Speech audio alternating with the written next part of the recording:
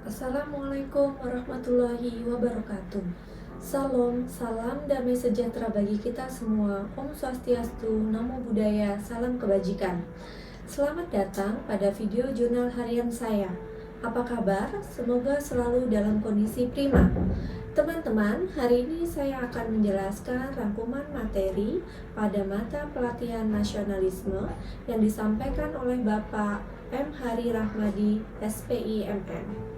Perkenalkan, saya Dia Wahyu Apriani, peserta pelatihan dasar CPNS golongan 3, Puslat Bangka DOD, Lan Samarinda, Angkatan 12. Pada video kali ini akan berisi 3 hal. Yang pertama adalah summary pelatihan nasionalisme. Yang kedua adalah internalisasi makna nasionalisme bagi peserta. Yang ketiga adalah rencana aksi untuk menerapkan makna nasionalisme ini sebagai tugas dan fungsi peserta sebagai ASN. Yang pertama akan kita bahas adalah tentang nasionalisme. Nasionalisme dalam arti luas diartikan sebagai pandangan tentang rasa cinta yang wajar terhadap bangsa dan negara, dan sekaligus menghormati bangsa lain. Di sini perlu digarisbawahi bahwa rasa cinta pada nasionalisme ini harus wajar, karena nasionalisme tadi memiliki tingkatan. Nasionalisme yang terlalu tinggi akan mengarah pada chauvinisme, yaitu bentuk rasa cinta, bangga, loyalitas, fanatisme, dan kesetiaan terhadap negara dengan cara mengagungkan bangsa sendiri serta merendahkan bangsa lain. Mengapa chauvinisme ini tidak diperbolehkan? Karena pada praktiknya, chauvinisme seringkali menyebabkan kontra dan pandangan buruk dari kelompok-kelompok lain karena menunjukkan permusuhan kepada bangsa lainnya. Paham ini tidak diperbolehkan di Indonesia karena bertentangan dengan Pancasila, yaitu sila ketiga, Kesatuan Indonesia. Walaupun merupakan bentuk rasa cinta tanah air, paham chauvinisme justru cenderung menimbulkan perpecahan di masyarakat dan mengakibatkan terjadinya pemberontakan atau tindakan makar, bahkan dapat melanggar hak asasi manusia. Seperti apa contoh nasionalisme yang berlebihan ini? Salah satunya adalah munculnya cebong dan kampret. Cebong dan kampret menunjukkan rasa nasionalisme berlebihan pada negara namun dapat merusak persatuan bangsa.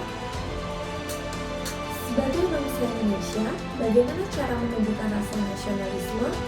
Tentu saja dengan menerapkan nilai-nilai Pancasila dalam berperilaku dan berbangsa dan bernegara, karena dasar dari nasionalisme adalah sila-sila Pancasila. Pancasila mengatur bagaimana cara hidup berbangsa dan bernegara yang sesuai jati diri bangsa, seperti toleransi, berlaku adil, menghormati hak asasi orang lain, menjaga ketertiban, tidak mau menangnya sendiri, dan lain-lain. Selanjutnya yang akan kita bahas adalah internalisasi makna nasionalisme ini pada saya sebagai ASN. Makna nasionalisme ini membuat saya memahami bahwa Pancasila merupakan dasar dari cinta tanah air atau nasionalisme.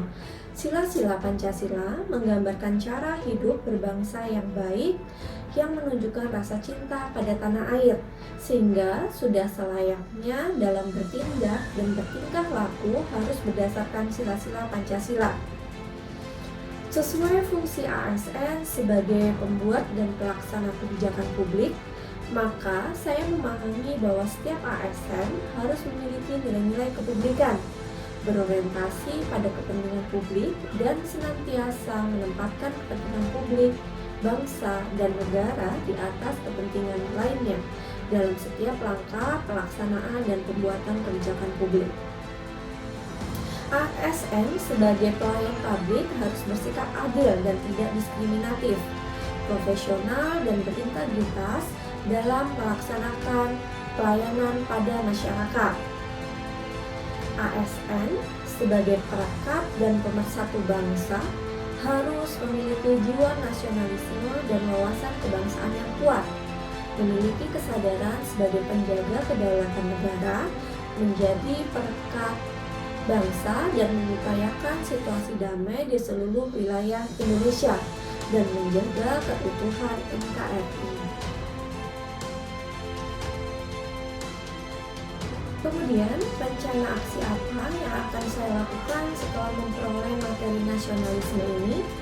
Tentu saja mengaktualisasikan nilai dasar nasionalisme yaitu Pancasila sesuai tugas utama saya sebagai dosen, di mana menurut PP nomor 9 tahun 2019 tentang dosen, tugas utama dosen adalah mentransformasikan, mengembangkan, menyebarluaskan ilmu pengetahuan, teknologi, dan seni melalui pendidikan, penelitian, dan pengabdian kepada masyarakat. Pada bidang pendidikan, tentu saja menanamkan sifat jujur kepada perilaku kepada peserta didik melalui tugas yang diberikan sesuai penamalan sila pertama. Perilaku adil kepada peserta didik terkait hak menerima pendidikan sesuai sila kedua. Pada bidang penelitian, tentu saja dengan membuat penelitian-penelitian yang mengatasi permasalahan atau tantangan pembangunan infrastruktur dan mengembangkan potensi pembangunan infrastruktur di Indonesia sesuai sila ketiga yang merupakan wujud nyata perilaku cinta pada tanah air, gotong royong dalam perilaku sehari-hari. Pada bidang pengabdian pada masyarakat dilakukan dengan menciptakan program-program yang meningkatkan pembangunan dan pemberdayaan masyarakat dan mensejahterakan masyarakat sebagai cermin dari sila kelima Pancasila.